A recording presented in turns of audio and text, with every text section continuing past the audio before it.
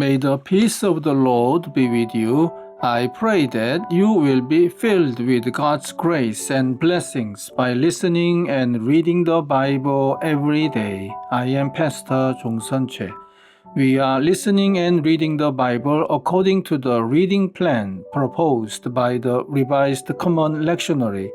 This year's reading plan is by year C.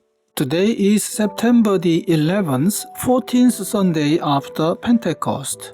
Today's readings are from Psalm chapter 14, Jeremiah chapter 4, verses 11 to 12, and verses 22 to 28, 1 Timothy chapter 1, verses 12 to 17, and from the Gospel of Luke chapter 15, verses 1 to 10. This is today's psalm. The fool says in his heart, "There is no God." They are corrupt. Their deeds are vile. There is no one who does good. The Lord looks down from heaven on all mankind to see if there are any who understand, any who seek God. All have turned away. All have become corrupt. There is no one who does good, not even one. Do all these evildoers know nothing? They devour my people as though eating bread. They never call on the Lord, but they are there, overwhelmed with dread. For God is present in the company of the righteous. You evildoers frustrate the plans of the poor, but the Lord is their refuge. Oh, that salvation for Israel would come out of Zion when the Lord restores his people. Let Jacob rejoice and Israel be glad. Amen. This is today's first reading. At that time, this people and Jerusalem will be told, "A scorching wind from the barren heights in the desert blows toward my people, but not to winnow or cleanse. A wind too strong for that comes from me. Now I pronounce my judgment against them. My people are fools, they do not know me. They are senseless children, they have no understanding. They are skilled in doing evil, they know not how to do good.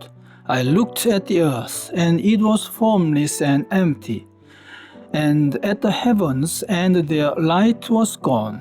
I looked at the mountains, and they were quaking.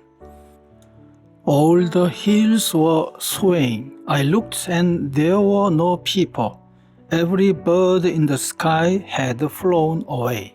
I looked, and the fruitful land was a desert. All its towns lay in ruins, before the Lord, before his fierce anger. This is what the Lord says, "The whole land will be ruined, though I will not destroy it completely. Therefore the earth will mourn, and the heavens above grow dark. Because I have spoken and will not relent, I have decided and will not turn back." Amen. This is today's second reading. I thank Christ Jesus our Lord, who has given me strength, that he considered me trustworthy, appointing me to his service. Even though I was once a blasphemer and a persecutor and a violent man, I was shown mercy because I acted in ignorance and unbelief.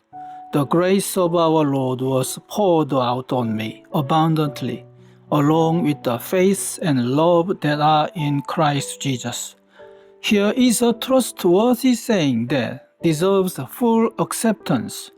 Christ Jesus came into the world to save sinners, of whom I am the worst.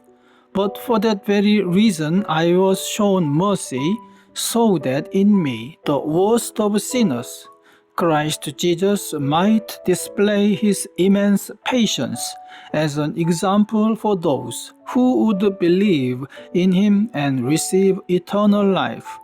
Now to the King eternal, immortal, invisible, the only God, be honor and glory forever and ever. Amen. This is this week's Gospel reading.